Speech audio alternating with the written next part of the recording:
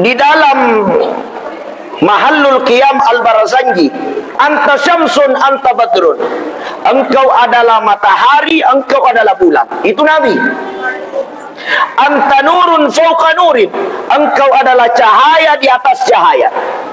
Anta iksiru wa ghali, engkau ibarat emas yang asli. Anta misbahus suduri, dan engkau adalah cahaya di dalam hati. Itu Nabi.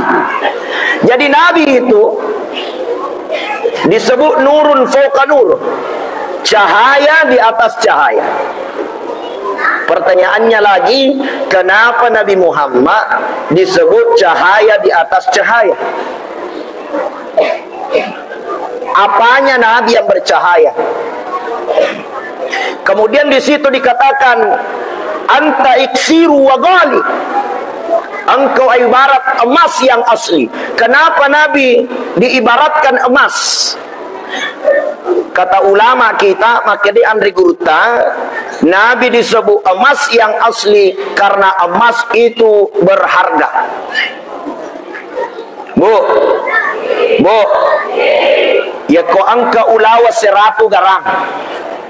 Oke, ya ulawannya itaroy ko lalenna aga sanay silongange ko cemme yare gay itapangi ko tempat sampai kira-kira ifadangi tawe maka da angka ulawatku utapangi ko lalenna WC, utapangi ko rocomberangi, utapangi ko tempat sampai kira-kira maka lariga telo sapai pak. Namo angkat aina corona jamu mana totai. Kenapa? 100 garang emas. Betul tidak? Kenapa? Emas itu meskipun dikubur di dalam got, disimpan di tempat sampah, pasti nasapatai. Kenapa berharga pak? Tapi yang namanya sampah, namo diiklankan setinggi langit, palingan menyebar bau busuk saja. Nega agak ya ko sampah pak, comberang dia apa aja tidak diiklankan tidak laku.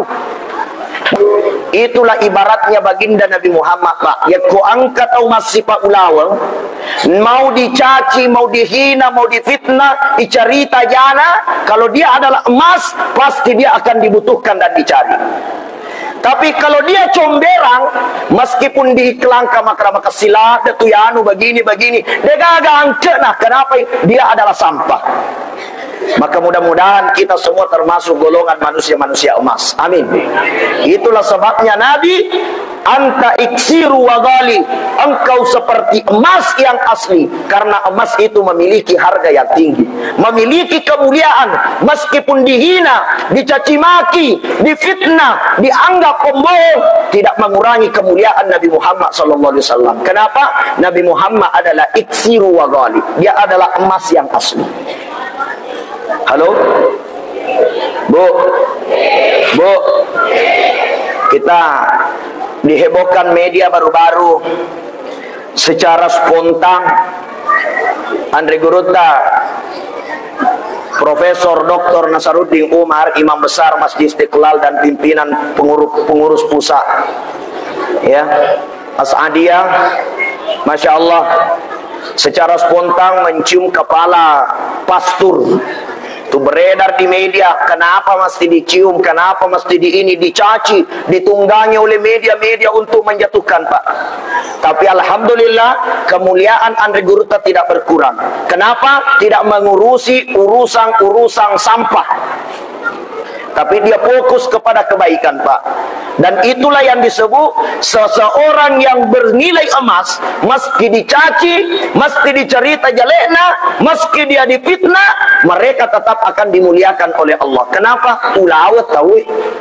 Tapi ko sampah pak, sila ada ko mikelangkangi muaka matandre na tutup mana timun na tahu magai kapu pa na tale. Ya kong kato na puji cerita ya na tahu sampah mana ya tu. Angka gay kana puji mak gosip. Maka mana timunnya itu. Mudah-mudahan kita dimuliakan oleh Allah, banyak mengurusi kekurangan-kekurangan kita dan bukan mengurusi kekurangan-kekurangan orang lain. Amin.